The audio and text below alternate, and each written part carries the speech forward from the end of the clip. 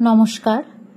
আচার্য শঙ্করকৃত বিবেক চূড়ামণির শ্লোকগুলিকে পূজনীয় স্বামী রঙ্গনাথানন্দজি মহারাজ উদ্বোধন থেকে প্রকাশিত বিবেক চূড়ামণি ও তার মর্মবাণী আধুনিক চিন্তার আলোকে এই বইতে অপূর্ব সুন্দরভাবে প্রাঞ্জল এবং সরল ভাষায় ব্যাখ্যা করেছেন।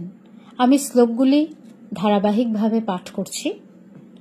পূর্ববর্তী পাঠে আমি 50 নম্বর শ্লোক অবধি পাঠ করেছিলাম, যেখানে শিরোনাম ছিল শিষ্যকে গুরুর প্রশংসা।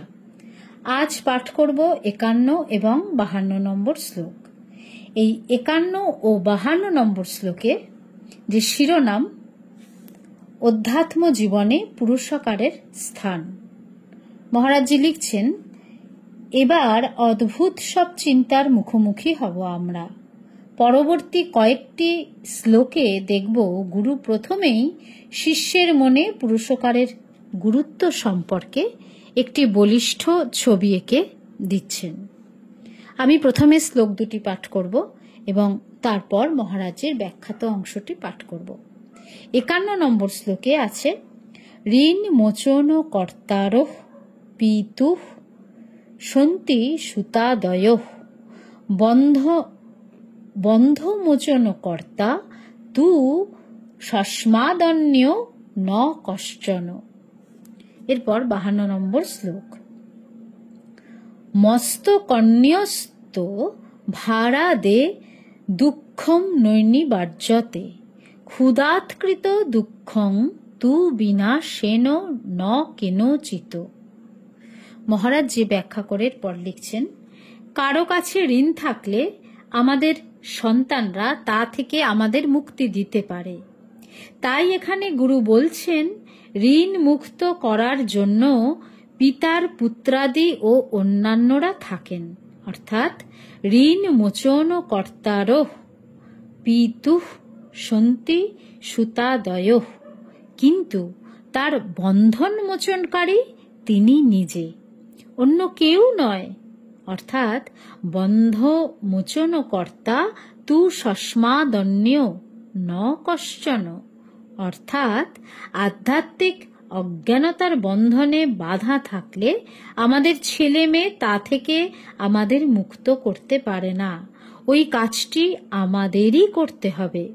শঙ্কর এখানে আরও একটি দৃষ্টান্ত দিয়ে বলেছেন, মাথার ওপর ন্যস্ত বোঝার ভারের কষ্ট অন্যান্যরা নিবারণ করতে পারেন, অর্থাৎ মস্তকন্যস্ত ভাড়া দে দুঃখম নৈর্নিবার্যতে।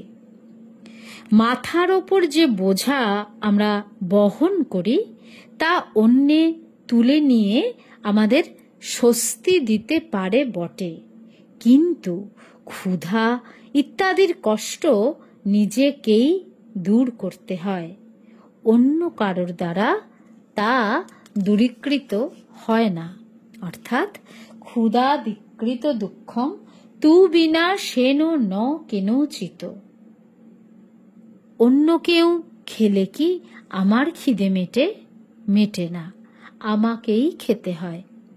ঠিক সেই রকম প্রত্যেককেই নিজের চেষ্টায় আধ্যাত্মিক মুক্তি লাভ করতে হবে। কেউ মুক্ত হয়েছেন বা কারো আধ্যাত্মিক অনুভূতি হয়েছে, তাতে আমাদের কোনো লাভ হবে না।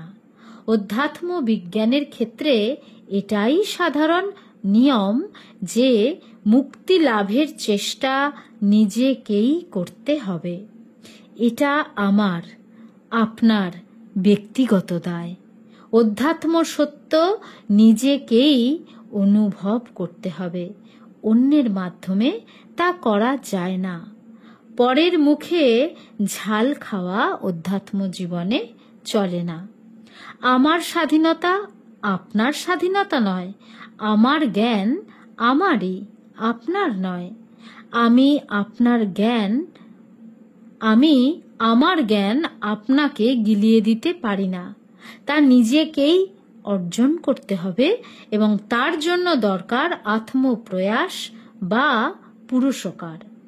প্রত্যেক শিশুকেই পুরুষকারের এই আদর্শে উদ্বুদ্ধ করতে হবে, তাকে বলতে হবে, শেখাতে হবে, তুমি নিজের চেষ্টায় উঠে দাঁড়াও, নিজের চেষ্টায় বড় হও, নিজের চেষ্টায় স্বাধীন হও।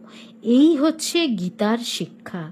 গীতায় ভগবান শ্রীকৃষ্ণ বলেছেন, নিজেকে নিজেই টেনে তোলো, অবসন্ন হইও না। তুমি তোমার বন্ধু, আবার তুমি তোমার শত্রু। পরের শ্লোকেও পুরুষকারের উপরে জোর দেওয়া হয়েছে।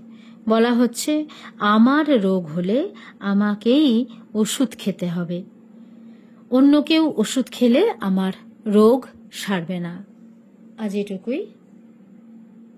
এরপর পরবর্তী পাঠে 53 নম্বর শ্লোকটি পাঠ করব। ওম শান্তি শান্তি শান্তি হরি ওম তৎসৎ। শ্রীরামকৃষ্ণার্পণমস্তু।